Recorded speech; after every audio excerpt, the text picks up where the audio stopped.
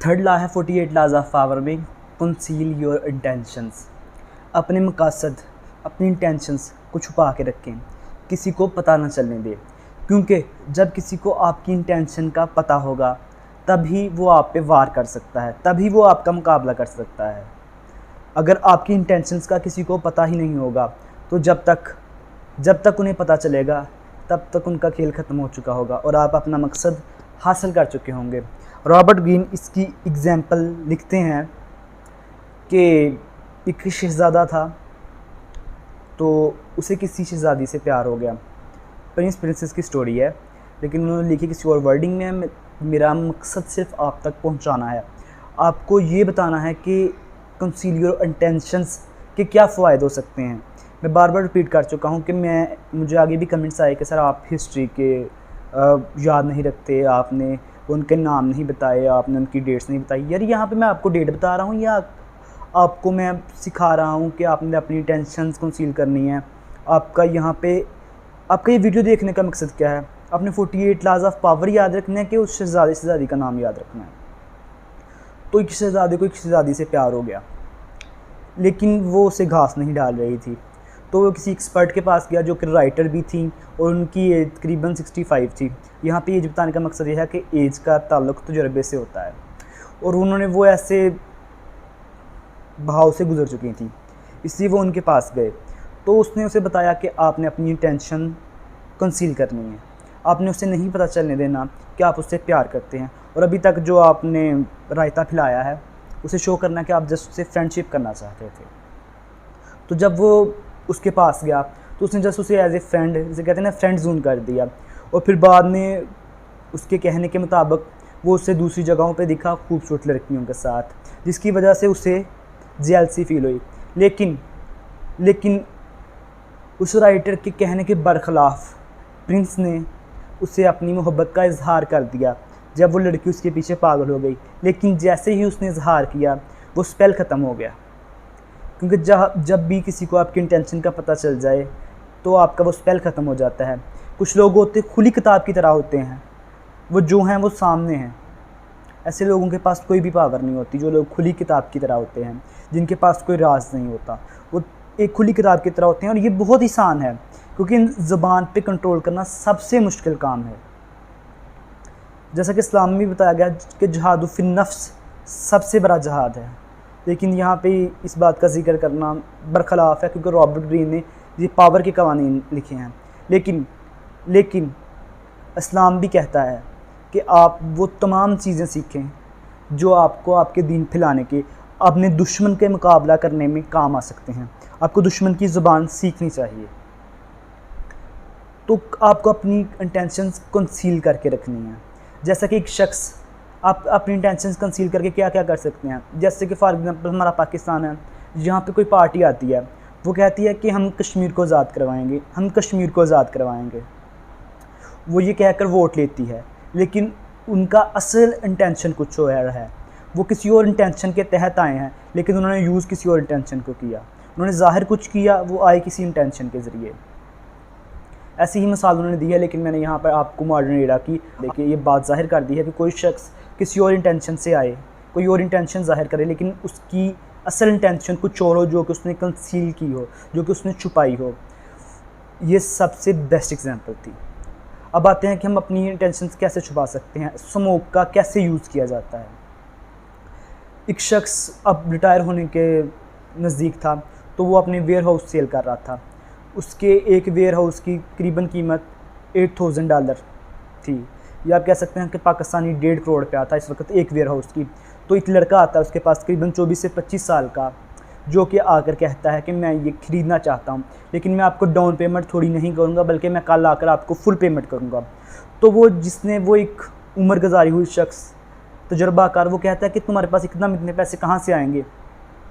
तो वो पहले तो छुपाना चाहता है, लेकिन बाद में वो लड़का उसे बताता है कि उसके अंकल एक मिलीनियर के पास काम करते हैं। वो पाकिस्तानी मिलीनियर नहीं, वो डॉलर वाला मिलीनियर के पास काम करते हैं। उन्होंने एक मशीन ख़रीदी थी जो कि काफ़ी महंगी थी, और अब वो उसे बेचना चाहते हैं किसी भी कीमत पे, क्योंकि वो उनके काम की नहीं, और उन्होंने वो काम उसके अंकल को सौंपा है। वो चाहते हैं कि वो उसे सेल करें।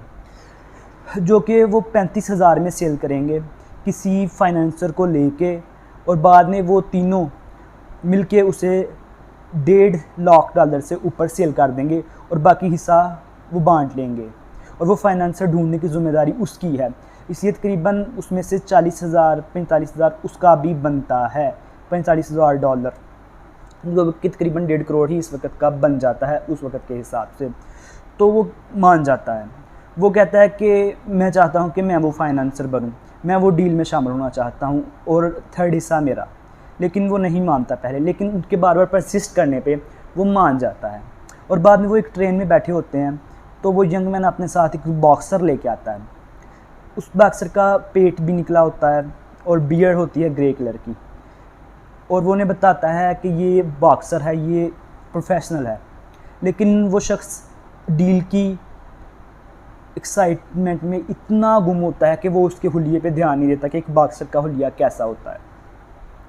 आखिरकार वो जब वो पहुंचते हैं वहाँ पे, वो मिलीनियर से मिलते हैं, वो डील साइन हो जाती है। डील साइन होने के बाद वो देखते हैं कि वो मिलीनियर के पास भी एक बॉक्सर बैठा होता है, तो वो उसका फाइनेंसर चैलेंज कर देता है, कहता है हमारे पास एक प्रोफेशनल बॉक्सर है, वो इससे अच्छा फ़ाइट कर सकता है। तो उन दोनों में एक बेट लग जाती है जिसकी कीमत तकरीबन $35,000 होती है।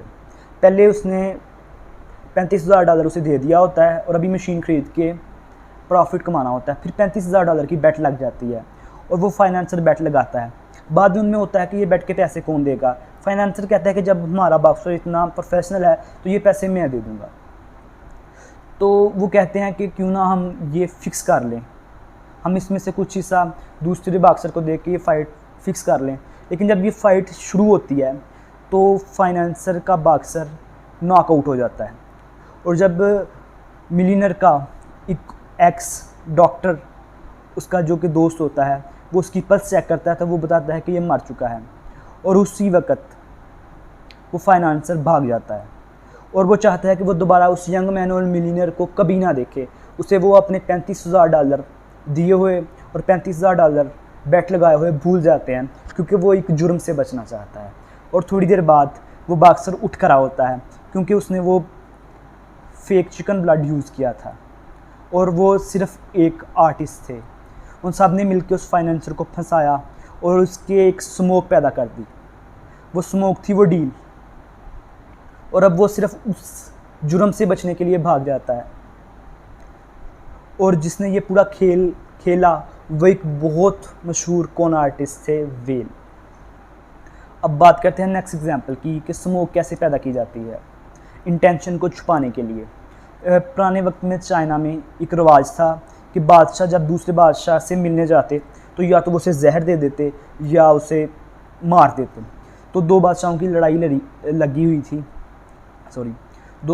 लड़ाई थी आपस में, वार का टाइम था। तो एक बादशाह ने दूसरे बादशाह को मुज़ाकरात के लिए बुलाया। तो जब वो बादशाह जाने लगा तो उसने सोचा कि मेरे साथ ऐसा ना हो जाए कि शराब पिला के मार दिया जाए।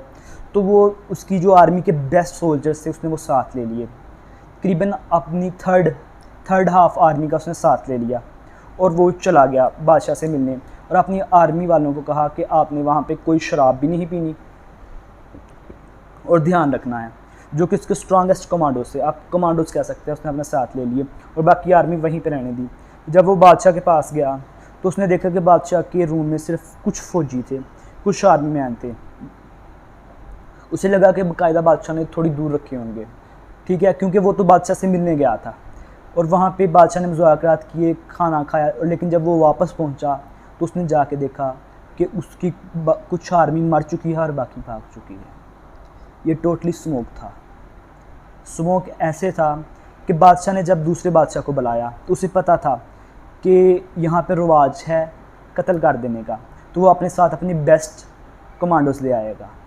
और जिस बादशाह ने बुलाया उसने अपनी सारी आर्मी दूसरी आर्मी की तरफ भेज दी और सोना लेके भेज दिया कि जो लोग अपने हथियार बेच के जाना चाहें वो जा सकते हैं, और बाकियों को वहीं पे ख़त्म कर दिया।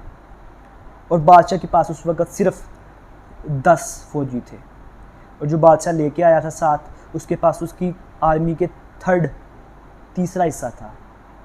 लेकिन स्मोक ये था कि उसे लगा कि मैं इस बादशाह के पास आया हूँ, ये ज़्यादा पावरफुल है, ये मुझे मार देगा, इसके पास आर्मी पड़ी हुई है। और दूसरा स्मोक ये था कि उसने ये सोचा कि बादशाह के पास बुला के मारते हैं, तो मुझे वहाँ पे खुद को प्रोटेक्ट करना है। लेकिन बादशाह ने स्मोक के ज़रिए अपनी इंटेंशन कंसील कर लिए और उसकी पूरी आर्मी को ख़त्म कर दिया और एक झटके में जंग जीत ली।